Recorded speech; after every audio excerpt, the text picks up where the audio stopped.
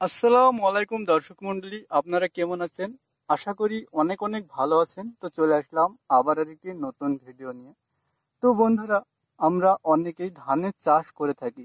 তো ধান চাষের ফলন বৃদ্ধি করতে গেলে শুধু সার নয়, এর পাশাপাশি আমাদেরকে কিছু কীটনাশক ঔষধ স্প্রে করতে হয়। যেমন ধানের একটি মারাত্মক রোগ রয়েছে, সেটা হলো মাজরা। মাজরা এমন একটা পোকা যেটা আপনার ধানের বালকে মানে মেন কুশিটাকে ওপরের দিকে যেতে দেবে না, গোড়া থেকে কেটে দেবে। তো আমরা সেই মাজরা পোকা থেকে মুক্তি পাবো কিভাবে, সেই বিষয়ে এই ভিডিওতে আজ আলোচনা করব।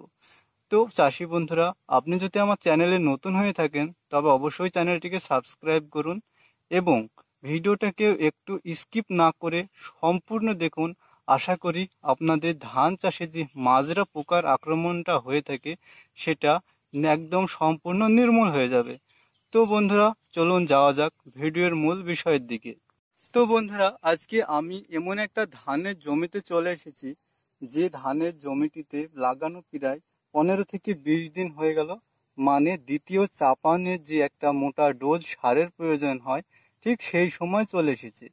তো আজকে আমাদের বিষয় হচ্ছে কি সার দেব সে বিষয়টা না, আজকে আমাদের মূল টপিক হচ্ছে যে মাজরা পোকা। তো দেখুন বন্ধুরা, আপনাদেরকে ব্যাক ক্যামেরা একটু দেখাই এই ধানের জমিতে কোথায় কতটা মাজরা লেগেছে।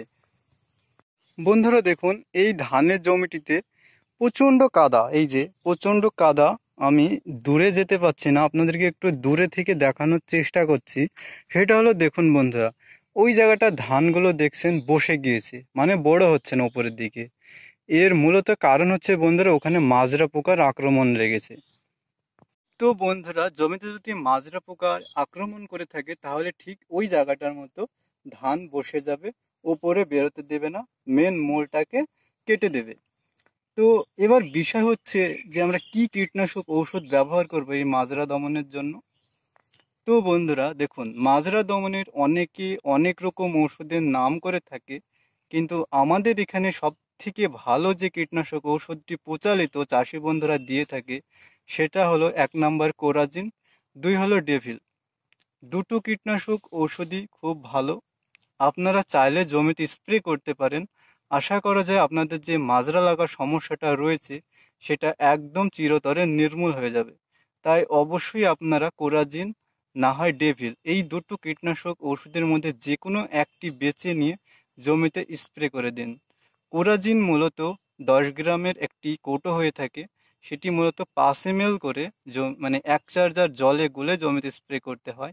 ডেভিল 15 ml এর একটা কৌটো হয়ে থাকে, সেটা মূলত 3 চার্জার হয়, কিন্তু আপনারা 2 চার্জার করবেন, রেজাল্টটা অনেক ভালো হবে। 3 চার্জার করলে রেজাল্টটা অনেক কম হয়। তো বন্ধুরা, আপনাদেরকে জানিয়ে দিলাম মাজরা দমনের জন্য আপনারা কোন কীটনাশক ঔষধ ব্যবহার করবেন। তো বন্ধুরা, ভিডিওটা যদি একটু ভালো লেগে থাকে অবশ্যই ভিডিওটাতে একটি লাইক দিবেন এবং নেক্সট ভিডিও যেন সবার আগে আপনি পেয়ে যান তার জন্য চ্যানেলটিকে সাবস্ক্রাইব করে বেল আইকনটি বাজিয়ে রাখবেন। তো অসংখ্য ধন্যবাদ আমার এই ভিডিওটি সম্পূর্ণ দেখার জন্য।